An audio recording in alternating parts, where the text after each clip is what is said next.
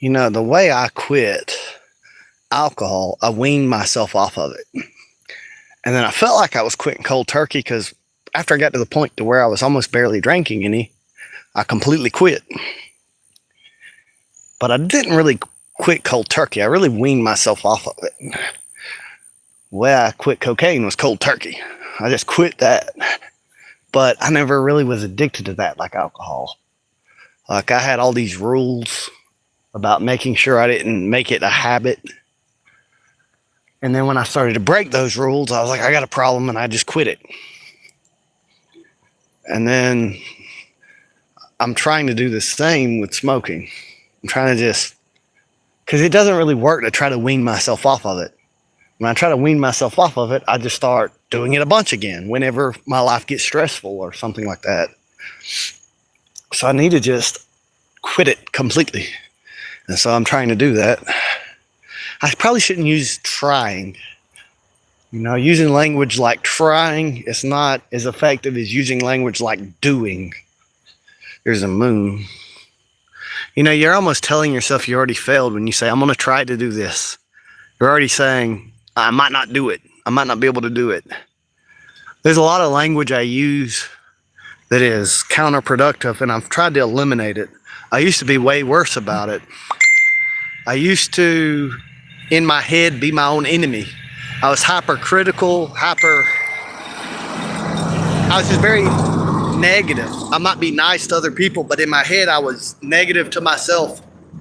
And I saw this video where they were talking about how you really can't know for sure that you can count on anybody in life. You don't really know if someone's going to betray you. So you at least need to have one friend that's always your friend, your own self. You should be a friend to yourself in your own head. And that really changed my life. Also, I was listening to this old angry man talk about, what do you call it? Affirmations. Basically just self-encouragement. Building up your own self-esteem by saying nice things about your own self to yourself. And it's actually useful. You get off the road now. It's actually very useful to do that. I do think that in the 90s, we kind of messed up with the self-esteem movement because we taught people to have self-esteem, whether they had a reason to esteem themselves. Like basically we told people, have pride in yourself for no reason. And I don't think that was a good thing. But I think it's very unfair how the millennials got blamed for it. Not a single millennial asked for a participation trophy. It's really Gen X that had that disease in their head. It's really Gen X that said, we're going to hand these people trophies for no reason and then make fun of them later for receiving them. It's the biggest piece of gaslighting bullshit I've ever seen in my life. And it did not do what they say it did. They said that giving participation trophies to kids, give them a big head and everything, that's not what it did. It did the absolute opposite. Because it had the feeling like, okay, so like I took soccer like it's a class. I played soccer when my dad was an assistant soccer coach, right? And my dad did not like the idea of the participation trophies, but none of us did. There were two kids, Derek and Blake, who were exceptional soccer players that when they got their trophies, they definitely deserved their trophies. And none of the team had a problem with them getting trophies. They got bigger trophies than us for, just for how they played the game and everything. They carried the team. They made all the points. And we were fine with that. But it hurt that they thought of us as being so weak and fragile to give us a trophy for nothing. And none of us got a big head about it. It didn't give us like overconfidence or arrogance. It actually hurt our self-esteem. And then 10 years into the future, they start mocking us for it. And they're the fucking ones that done it. Can you be more retarded than that? You got all kind of people bragging about how terrible they were at parenting, and they don't realize that's what they're doing. You got boomers and Gen X basically brag about being terrible parents. They're like, these millennials, you raised them. You raised them, but they take no accountability. They take no accountability for it. They're not like, this is our mess that we made. We decided to break every tradition and rule for thousands of years and do everything different, and it led to consequences we don't like, and let's blame the people we did this to. Also, it's very unfair how, my generation really looked into things a lot deeper. The boomers are very propagandized, but your average millennial knows the Constitution way better than your average Gen X or Gen Boomer, and is more awake about a lot of the stuff that's going on. But there's also a bunch of very neglected millennials that were neglected, had no raising, nobody showed any interest in them. The boomers and Gen X spent 6 to 8 hours watching TV, not spending any time with their kids. And so these kids are starved for attention, and they get online trying to do anything for attention. And by the time 30 of them had ate Tide Pods, even though almost no millennial ate Tide Pods, the whole generation was painted as being stupid Tide Pod eaters. And so nobody would listen to them when they talked about the Constitution or the Federal Reserve or the IMF. And it's just amazing. It's really amazing how someone that types at like 10 words per minute will brag about how they can write faster in cursive. Now, me, I was taught cursive too. I know how to write in cursive. I just also know how it's ridiculous for these people who cannot do high school math, that cannot do basic algebra, that cannot type except with 2 fingers, want to brag about how they know cursive. As if everyone's dumb that don't know cursive. Cursive is an outdated skill that has no use or purpose. And then you get into college and they're like, print everything. Don't use cursive. Print or type. It's really insane. You probably are smart. I'm not saying anyone's not smart. Yeah, that nonsense reminded us we didn't win. It's really crazy. It really is. It would be a whole different thing if the millennial generation petitioned for participation trophies, but that's not what happened. What happened was you had Gen X like hanging on Oprah's every single word and following her advice. Oprah, who's never had kids, says we shouldn't discipline our kids and we should give them self-esteem for no reason. Let's do what Oprah says. And then when things don't work out, they're like, dang, these kids are so stupid. They've become the exact same thing we raised them to be. The same thing with like the boomers, like the boomers got spoiled a lot because what they call the greatest generation ever, they went through the horrors of war.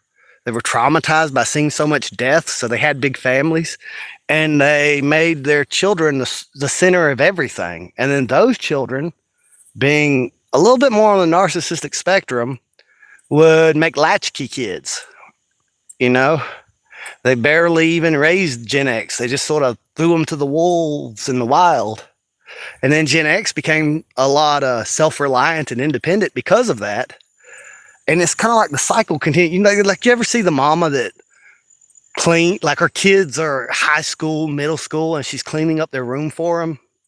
And then they're like pretentious, entitled little shits.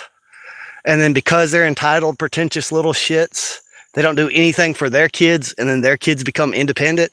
It's like the cycle, like you get an abusive parent that's abusive, and so the next generation is way too tolerant and doesn't have any discipline. And then that makes a kid with no emotional regulation, and then they become abusive. Human history is this long story of a drunken man falling off the right side of the horse. Like he falls off the right side, he gets back on, he leans too much to the left and not fall off the right side and falls off the left side. We keep overcompensating.